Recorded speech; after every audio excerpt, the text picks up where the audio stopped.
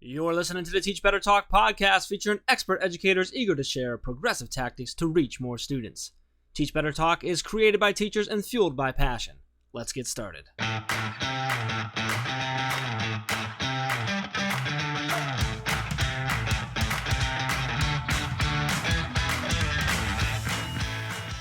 Hey everyone, welcome to episode 155. That's my sister's favorite number, just so you know. 155 of Teach Better Talk. My name is Ray Hewart, and as always, I am with my scruffy friend Jeff Gargas.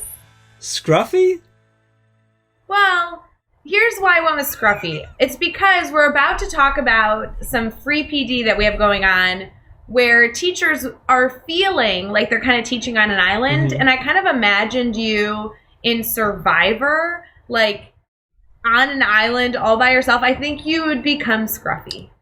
I would. What's funny though is I actually I don't grow facial hair very fast, so I'd have to be stranded on an island for a long time for me to become that scruffy, and it would still probably Wait. I have seen you with a 5 o'clock shadow. Yeah, usually are pretty clean shaven, but I've seen you. It's a 5 o'clock on the 7th day shadow. It doesn't. This is, I'm looking pretty clean shaven right here, and I think this is from yesterday morning. I'm just saying. I've heard from multiple people that you look dashing with a cleanly shaven face and with stubble. This is from the people, not from me. Wow, I appreciate that. Can we revisit the fact that your sister's favorite number is 155? It is, and when I read it, I couldn't help but comment on it because it really is my sister's lucky number. That's really interesting to me. I'm since she was a kid. I'm very intrigued to hear the backstory of that someday. I honestly don't think there is a backstory. My sister's the coolest human on the planet. She lives in Scotland, and her favorite number since she was 5 has been 155. Very interesting. Well, I'm going to dig into that someday, but we're not going to do that today. Right now, I would instead like you to circle back to, you mentioned the whole our teaching on an island PD series, which is one of our free PD series going inside of our Facebook group, which is amazing. So go to teachbettergroup.com or search on Facebook, Teach Better Team, it'll pop up. But Ray, can you, it's kind of we're in the mix of it. It's coming in, so this episode's coming out on the 16th, so we got just a couple left, right? So give us the what's what, the who's who, the whatever of this. Yeah, our team is constantly trying to support educators. That's really what it comes down to. So we do a lot of professional learning live. We do a lot of different things to support teachers virtually. And one of the things that actually our community asked for that we love doing it the one time, so now we just seem to do it every so often, is we do these series where we have just live professional learning available in our Facebook group. And it's not anything that's really specific to a certain area. It's really just themes that we see in the group that we see people asking for more professional development on. And we say, cool, how can we do even more on this idea until people feel fully supported? So an idea that really has been a theme in the group for a very long time, but very much now, especially in the season we're in, February, March, era, you have all these educators, over 3,000 educators, trying to implement new progressive ideas in their buildings, but they're all over the country, all over the world. And so these teachers have kind of vocalized, a lot of them, that they kind of feel like they're on an island trying to be better, and they're not necessarily always surrounded by mentors and coaches and colleagues who are helping them with this process. And they see our Facebook group as a hub to get support, to get insight, to brainstorm. And so our team came up with this really fun PD series that we're doing right now in our private group that's all themed around, teaching on an island. So we had survival mode was the session we already did on the 4th. On the 8th, we talked about being a castaway. On the 11th, Becky and I went live and we talked about kind of a message in a bottle. And so we have 2 more left. So if you're listening to this right now on the 16th, there's 2 more sessions you can try and make. One is on the 18th of March and the other is on the 22nd.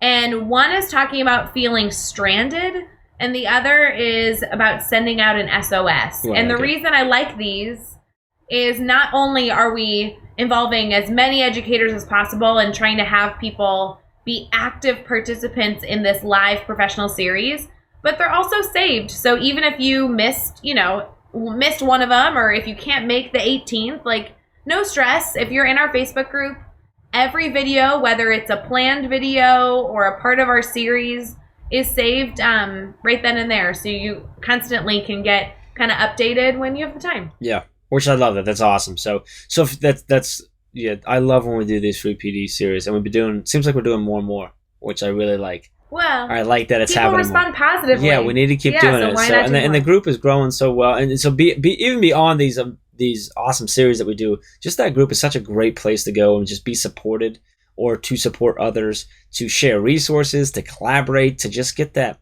little pick me up you might need from day to day, from time to time. It's just an awesome group. We love it. Such an amazing group of educators from all over the world in there. It's really, really cool. So if you're not in that group already, go to teachbettergroup.com. That'll take you there. Or just go over to Facebook, search Teach Better Team. You'll see our page pop up. You can give that a like if you want.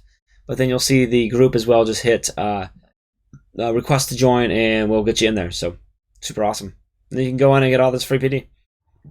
Yeah, I feel badly. I feel like I point people that direction all the time, because it's just a collection of people that are trying to be better and do better. Yeah. And it sounds cliche, but it's one of my favorite spots because everything there seems to be extremely organic. Like, yes. It's just constant conversation. It's not planned. We're not necessarily like even sharing our stuff in there. It's just people talking shop, and I really like that. Yeah, and we actually try very hard as a team to not try to guide the conversations. We may occasionally pop in to like try and start a conversation around like a poll or something like that.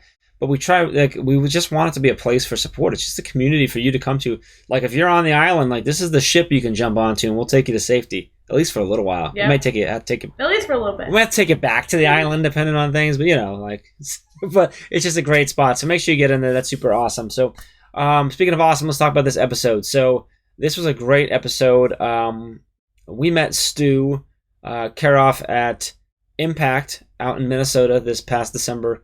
It was actually in one of my sessions. He and I had a great conversation afterwards. He's done some really, really cool things around Linux, which he's going to break down what that is if you're not familiar with Linux and the open software. But what's really, I just really love that he's taken this platform that allows him to use this open source platform to let his students dive further into the technology that they're using, so they can learn how it actually operates too, which is I think is really, really cool. Toward the end of the episode, he actually shares some really cool things that they're working on that are going to be some awesome experiences, I think, for their students to really enjoy. That's going to like really, and I think for Stu as the teacher helping to lead that, to see like sort of the fruits of all these labors and these ideas that he's had kind of come to fruition and really provide some really cool stuff. So Stu is a social studies and technology teacher. And he runs these Linux clubs. He's in Minnesota. Super passionate dude. And I thought he was spot on in the episode. He had his answers lined up. He was ready to go. He loves what he does. He's super passionate about this. I got to meet him in person, and when you're in person, you're just like, you're captivated by what he's saying, and you're just chatting with him. And he's just so passionate about it. It's really, really cool. So anything you want anybody to take away from the episode other than all the stuff that I just rambled on about? No, I mean, he just said at the end of the episode, I think we had finished recording, he was like, this isn't my first rodeo. Yeah. So I think he's just so eager to share always, and we always value educators that are eager to share, so connect with him. Love it. So let's dive into episode 155 with Stu Keroff. Hey everyone, it's Ray. We are about to get right back to the episode, but I wanted to make sure you are a part of our Facebook group. The Teach Better team has a private Facebook group that has grown so much over the past few months, and we continue to do live sessions, answer questions, and have teachers share their lesson plan ideas so we can all collaborate together. Head over to Facebook and search Teach Better Team to request to join, or you can head to teachbettergroup.com and request there. Either way, we'll see you over on Facebook. Now let's get back to the episode. All right, we're here, and we are chatting with Stu Keroff. And Stu, it's so awesome to have you on. We were just reminiscing that we met back in December at the Impact Education Conference in Minnesota. And it was awesome that we got to connect there. We talked about some of the things you're doing. And I'm like, hey, you got to come on this podcast. And you said, okay, and here we are. So super excited to have you on, man. I want to dive into your story, learn all about you. But before we go too far, how you feeling right now? I'm feeling just great, and really appreciate you having me on tonight. Absolutely, Stu. It was so fun to connect with you in December, and I just think that it's going to be awesome to dive more into your story. So before we get into all of the questions that will be going through this podcast, will you tell us a little about yourself and all that you do? Absolutely. Well, I am Stu Keroff. I am a social studies and technology teacher at a charter school in Aspen, Minnesota, or in Savage, Minnesota. Name of the school is Aspen Academy. I've been there a little less than a year. This is my first year there. And prior to that, I worked in charter schools in the St. Paul area. I've also spent a fair amount of the last 10 years leading Linux clubs at schools and trying to help schools with incorporating the use of open source software into what they're doing with tech. And there's a variety of reasons why you'd want to do that, but that's been one of my big focuses. All right, so I'm going to take us right into that. So give me one of the reasons you might want to do that. Oh, I know everyone listens going, okay, so what's one of the reasons, Stu? So let's go into that. What's one of the reasons? Let's hear one of them. Number one reason is cost. With any school, technology is going to stretch your budget, especially a charter school that cannot appeal to the voters and say, please pass a levy so we have more money. And with open source software, especially if you're using Linux, it is a great way to stretch the life out of older equipment that maybe is past its usefulness running Windows, especially now that Windows 7 has gone bye-bye. And you can keep these things up and running for another few years, and it's a great way to bring your machines back to life. You can also use open source software with refurbished machines that you can get from outside of your school, and you can put machines in front of kids at a fraction of the cost of getting new. And open source software is free. You can get the software at $0. Very cool. So I like that. So you also mentioned, and this is something we talked about when we met, the Linux Club. So for anyone who's listening that might not know what Linux is and what a Linux Club is, can you kind of break that down for us? Absolutely. Linux is a computer operating system that runs your hardware and runs all the other programs that are on your computer. The ones that people are most familiar with would be Microsoft Windows, Mac OS X. You might also be familiar with things like Chrome OS or iOS on an iPhone, that kind of stuff. Linux is an operating system that you can obtain without having to pay a licensing fee to the publisher of it, and you can put it on as many machines as you want to. So that, in a nutshell, it's an alternative mainly to Windows or Mac OS. Mm-hmm. Gotcha. And so then the clubs that you've created, can you give us like the 1,000-foot view of that? I know you can get pretty deep into it, but sort of just what you're doing with those clubs and the students? Oh, absolutely. The short version is the kids in the club, and these are kids that range as young as 5th grade, and I've worked with kids as old as 8th grade, learn how to install, configure, and use all of the software that we put onto the computers. So it isn't just them sitting down and using the computer so they can, take a vocabulary quiz or something like that, although we do that. It's the kids are actually putting all of that code onto the computers. So it's like they're not just users, but they're becoming technologists. Yeah, which is so cool and so important for them to understand how those things actually work as well. Mm-hmm. So super cool. Awesome. So I really appreciate you kind of sharing that with us, because I think what you're doing is really is unique, but also really important and very cool. So let's talk. One of the things we always talk about on Teach Better Talk is a failure, sharing a story about a time that we've had a stumble, a challenge, a failure. So can you share a story with us about a time you've had a failure? Kind of tell us what happened, how did you overcome that, and what did you take away from that experience? Well, one failure that I've had in trying to incorporate tech is simply making the assumption that other things were happening in the building to sort of prepare the way for me that actually weren't going on. And I don't want to blame anybody for that, but I simply wasn't communicating with the folks I was working with. I worked at a school where we used a system called Study Island. And I wanted to use it so my kids could take social studies quizzes. I went and wrote the quizzes, had them ready to go, only to discover that nobody in the building was showing the kids how to use that system, or even making sure that they had correct login IDs.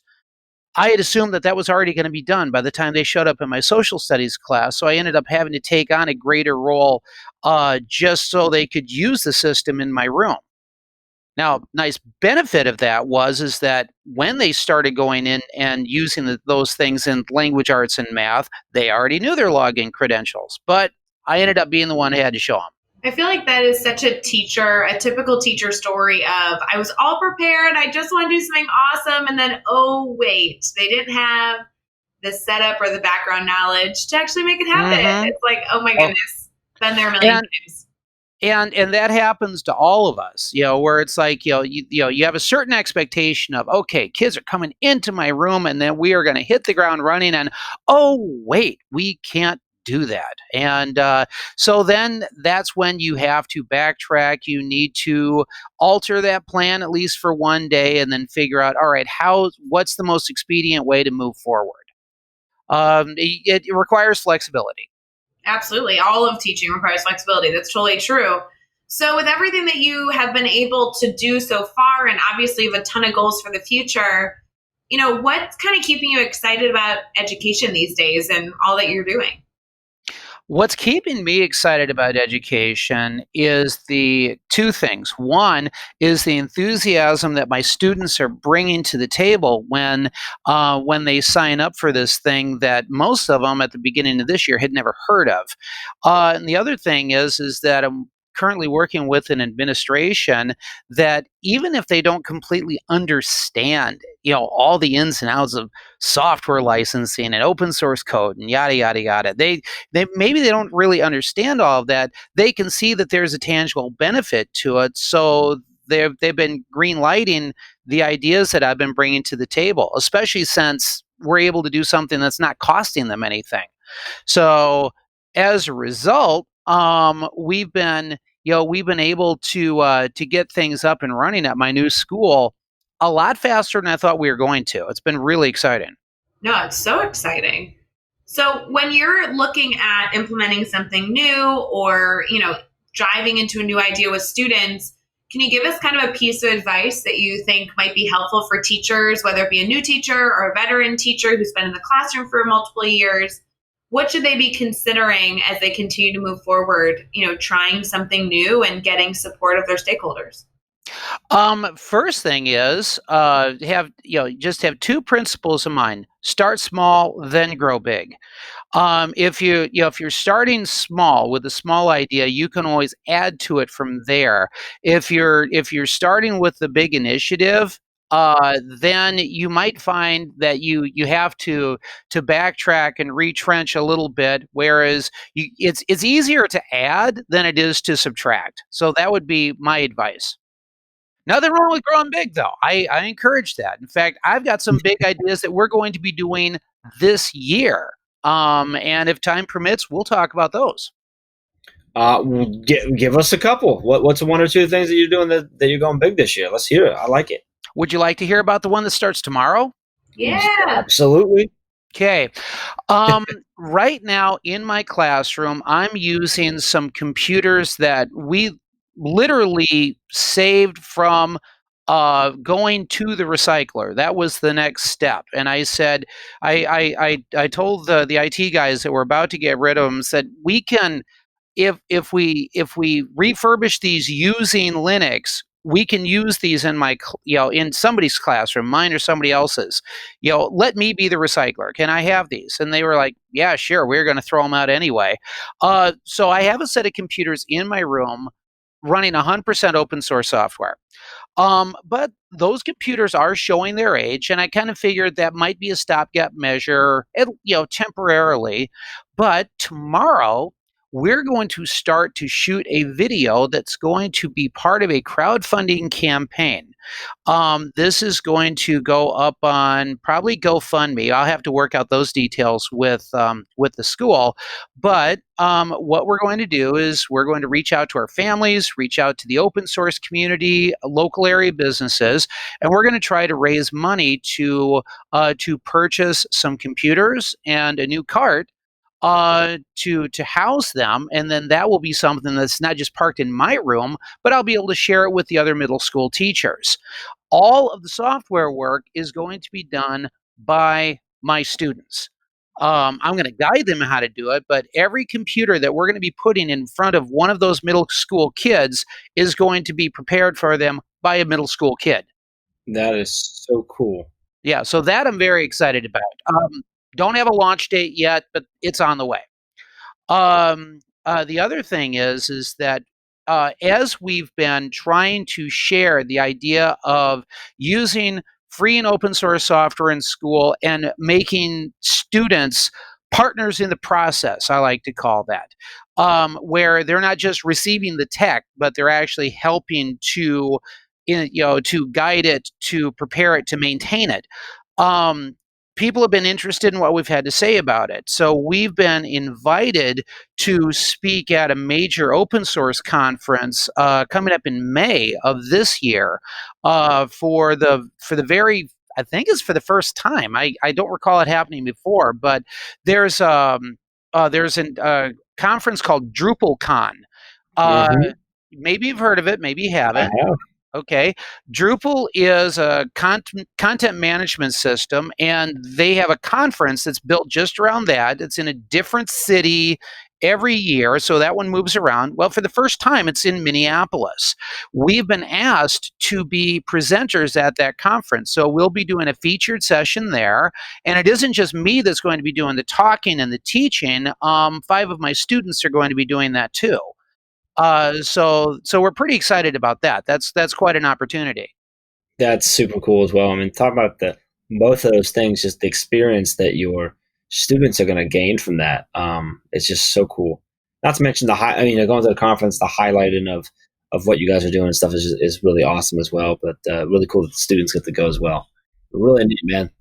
Thank you, and they're excited too. In fact, this time around, I actually made them almost like fill out a job application. Okay, you got to show me you really want this one. Okay, so that's how we narrowed down to the ones that are going to get to go. Very, very cool, man. That sounds super cool. I'm loving that. Let's have a little bit of fun now. Let's do the next 6 questions. We're going to do, and your goal is to answer each one in 15 seconds or less. You ready to go? I'm ready. All right. Give us just one EdTech tool you cannot live without. EdTech tool I cannot live without. That would be Google Chrome. Give us a book that you're reading right now. Book I'm reading right now, I'm rereading one of the Vince Flynn books. I think I'm rereading Pursuit of Honor. And who do you need to follow on Twitter or Instagram today? Give us up to 3. Who do you need to follow on Instagram or Twitter today? I would recommend Alice Keeler. I would recommend Kasey Bell.